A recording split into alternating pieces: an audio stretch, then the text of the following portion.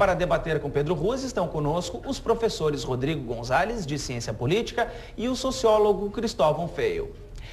O viés político de esquerda torna o PSOL um partido com poucas possibilidades de alianças para disputar o governo do Rio Grande do Sul. Na semana passada, Tarso Genro disse aqui no Sabatina que os partidos políticos precisam se deslocar para o centro para conseguir chegar ao poder e garantir a governabilidade. Vereador Pedro Ruas, como é que o senhor entra na disputa política sem alianças com outras siglas? Boa noite, eu quero primeiro registrar a alegria em meu nome da direção do PSOL, de participarmos do Sabatina, junto com os professores Cristóvão, Rodrigo, acertei? Isso. E me acompanha hoje a Fernanda Melchiona, que é a nossa coordenadora geral do programa de governo do PSOL, num dia especial, porque o dia 8 de março hoje é um dia que todos nós devemos fazer uma referência de muito respeito, né, pela luta histórica das mulheres, essa luta que começa organizadamente, né, no século XIX e que nós temos até hoje referências muito importantes. Mas diretamente em relação à pergunta, nós temos um ditado popular muito antigo, que é antes só do que mal acompanhado. Eu não quero dizer que nós estaremos sós, ao contrário. O pessoal tem, obviamente, pela posição ideológica, uma dificuldade muito grande de convivências com esses chamados partidos tradicionais e com a sua política praticada, né?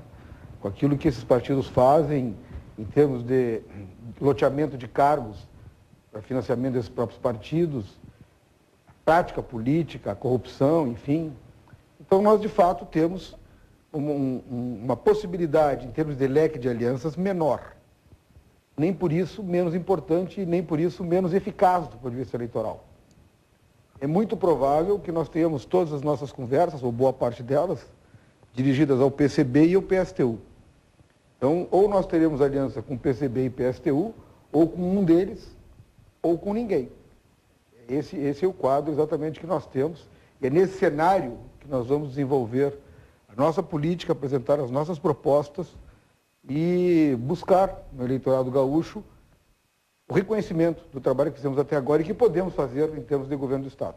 Professor, os senhores acham que o pessoal tem condições efetivas, então, de chegar ao governo nessas circunstâncias? Na verdade, a minha dúvida, a pergunta ao pré-candidato do PSOL é...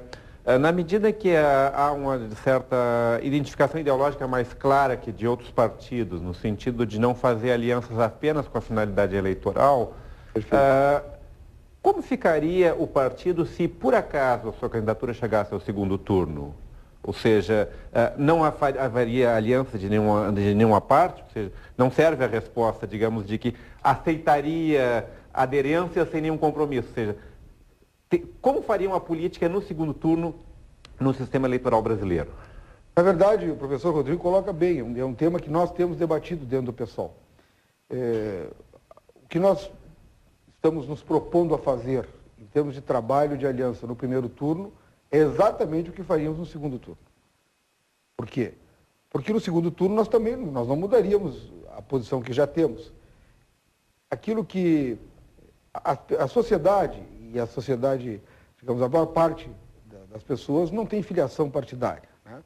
Cerca de 86%, segundo os dados do TRE, ou seja, nós temos 14% de gaúchos, 13 a 14%, que é um dos maiores índices do Brasil, filiados a partidos políticos. Então nós temos quase 90% não filiados. E é óbvio que nós queremos que, numa eventual chegada ao segundo turno, que é o que nós esperamos fazer, tem até uma piada, posso abrir um parênteses? Claro que sim. Uma historinha que contava o professor Cristóvão, o doutor Brizola. Ele contava uma história muito interessante, que eu gostava muito, que é a seguinte. Um americano e um japonês estão perdidos numa selva. E surge um urso gigantesco, brabo e faminto.